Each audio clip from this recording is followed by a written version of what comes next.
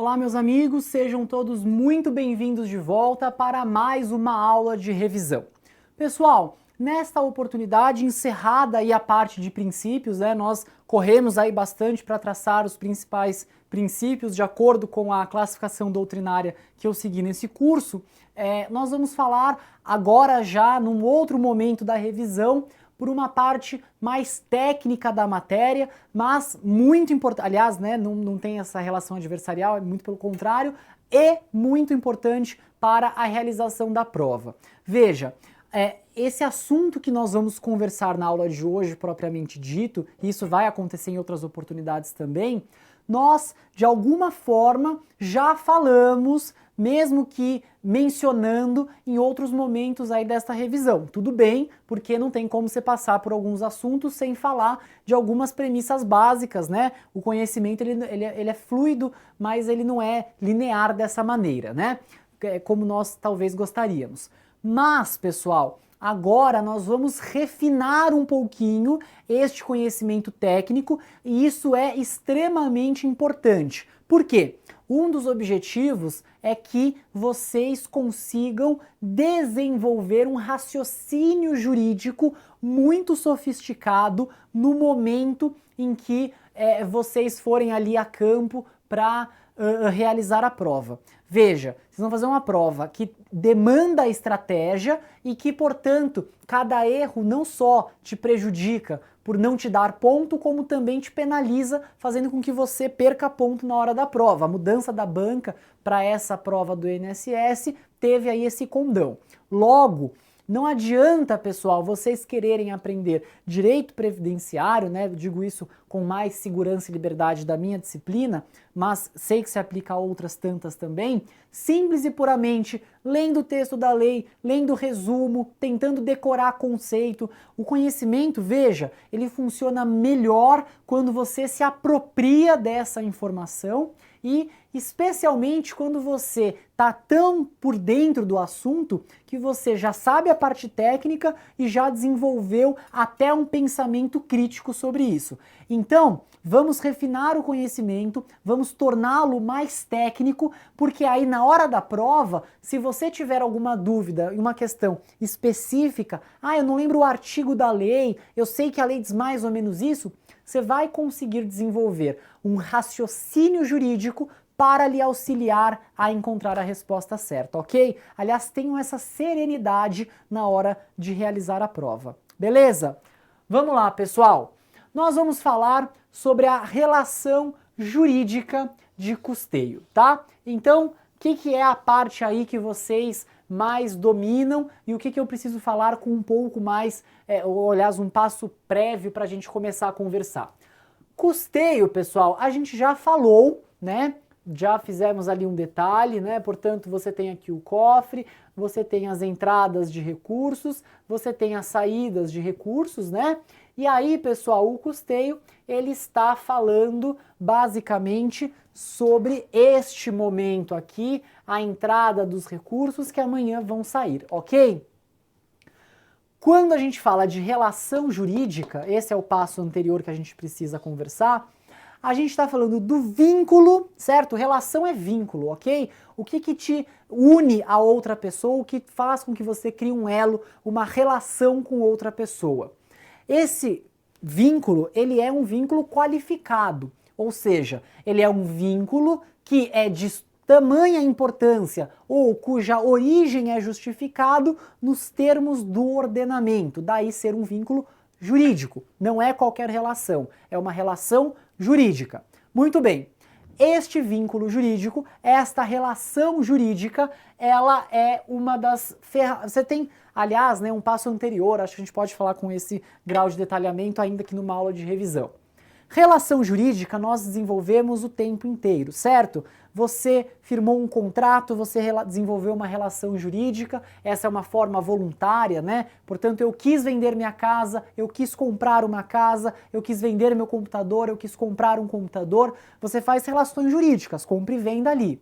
Só que você também faz relações jurídicas ou também nascem relações jurídicas involuntariamente. Por exemplo, você bateu seu carro, você causou prejuízo ao patrimônio de outrem, ou a outrem, né? Vamos torcer só pelo patrimônio de outrem. Quando isso aconteceu, você também vai desenvolver um vínculo, uma relação jurídica com aquela pessoa. Qual é a relação jurídica? Você causou um prejuízo, você, portanto, vai ter o dever de indenizar o prejuízo que você causou. Pela via reversa, a pessoa vai ter tido um prejuízo, portanto, ela vai ter o direito de receber aquilo que você causou de prejuízo. Veja, portanto, que quando você olha para um vínculo, você sempre identifica num vértice um dever e num outro vértice um direito. Ok? O que é um dever? É uma obrigação, é algo que você tem que fazer. O que é um direito? É alguma coisa que lhe assiste, alguma proteção, algum crédito, alguma coisa que você tem a faculdade de cobrar, de exercer. É o seu direito que está sendo protegido, é o seu direito que não pode ser violado. Se o seu direito foi violado ou está ameaçado de ser violado, é porque é o dever de alguém que vai surgir, né, de não fazer isso ou de reparar aquilo que fez, de indenizar aquilo que fez, ok? Portanto, relação jurídica já está aí delineada e do custeio também já está delineado. Vamos lá. Relação jurídica de custeio. Você pode ter a filiação obrigatória, que é a regra, tá? Aliás, eu passei muito rapidamente por isso na aula, eu acabei ignorando que nós também temos a possibilidade da filiação facultativa, né? E por que que isso é uma exceção, tá, pessoal? A pessoa que filia-se facultativamente, ela é a exceção da exceção da exceção. Há um ponto que a gente pode ainda reafirmar aquela regra, não tem nenhum problema, tá bom? Veja, custeio envolve toda a sociedade produtiva, por isso que é muita exceção, porque todo aquele que tem renda é obrigado tanto a se filiar, a gente viu isso, quanto a contribuir, a gente também viu isso, certo? Portanto, a relação jurídica de custeio, nós estamos falando daquele vínculo que vai gerar numa ponta um direito, numa outra ponta um dever, ok? Bom, quem está envolvido aí nessa relação jurídica? Nós temos pessoas naturais ou jurídicas. Pessoa natural são as pessoas mesmo, né? Pessoas físicas, jurídicas são empresas e o Estado. Então, é sempre este vínculo que você vai ter entre quando você fala no custeio, certo? Então, pessoal, você vai ter aqui, em paralelo ao custeio, a prestação. Então, vamos entender isso. Naquele nosso quadro, quando você fala em ingresso de recurso, que, por exemplo, uma pessoa natural ou uma pessoa jurídica vai bancar, você está falando no custeio. Quando você está falando no pagamento de uma aposentadoria, por exemplo, você está falando numa prestação. Então veja que nós sempre vamos ter uma ponta de direito, outra ponta de dever. Então vamos lá. No custeio, olha como a gente consegue refinar agora, as pessoas físicas e jurídicas são as responsáveis por pagar. Então, olha só, voltando aqui um momento, nós temos aqui custeio e nós temos aqui prestação, certo? O que eu estou dizendo é que aqui, nessa ponta do custeio, pessoas físicas ou jurídicas, elas têm o dever de pagar. Tá nojenta essa lousa, né? Desculpem. Então vamos melhorar isso aqui. Tem o dever de pagar, certo? Elas são devedoras. E nesta relação de custeio, o Estado, ele tem o direito de receber, ele é credor, ok? Então, basicamente o que eu estou dizendo é que nessa relação de entrada de recursos, ao qual nós chamamos de custeio, na ponta do dever, você tem o quê? Pessoas físicas e pessoas jurídicas pagando, ok? Entrada de recursos. Na outra ponta, você tem o direito do Estado, aqui nós temos o Estado, de cobrar, arrecadar. Então aqui, então disso surgem duas coisas. Minha letra é uma coisa surreal, né, pessoal? Aqui eu escrevi direito, tá? Direito de cobrar, direito de arrecadar, ok? Fazer a gestão desse recurso, receber estes recursos. Isso é uma relação jurídica. Veja, eu falei para vocês que a relação jurídica, ela surge porque as pessoas desejam, como é o caso de um contrato, como é um caso de um negócio jurídico, ela surge por um ato ilícito, muitas vezes, ilícito não necessariamente é crime, ilícito civil talvez, por exemplo, bater o carro é um ilícito civil, e às vezes ela surge porque a lei manda, aliás, muitas vezes. Como é que surge uma relação jurídica quando a lei manda? Quando você paga imposto.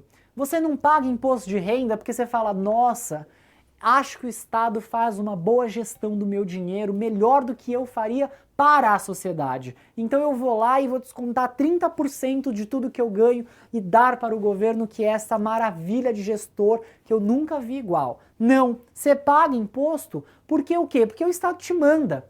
Então, a relação do tributo do imposto de renda, por exemplo, é parecido com essa. Pessoa física e jurídica paga e o Estado recebe. Isso é uma relação jurídica que tem como origem uma obrigação constitucional e legal.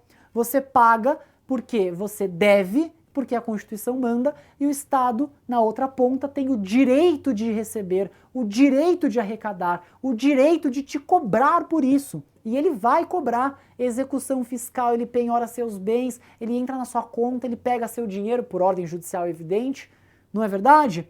Portanto, nós temos esta questão aí também aplicada no custeio.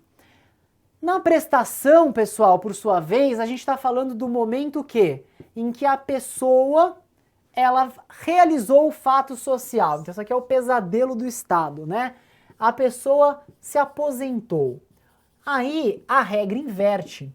Ela vai virar e falar assim, opa, quando eu estava na ponta do custeio, eu era demandado, eu tinha que pagar para que eu pudesse receber. Agora é o inverso. Eu que estou demandando. Portanto, nesta relação, na segunda relação, que é a relação de prestação dos benefícios e dos serviços previdenciários, você tem o inverso. O dever é do Estado. E o direito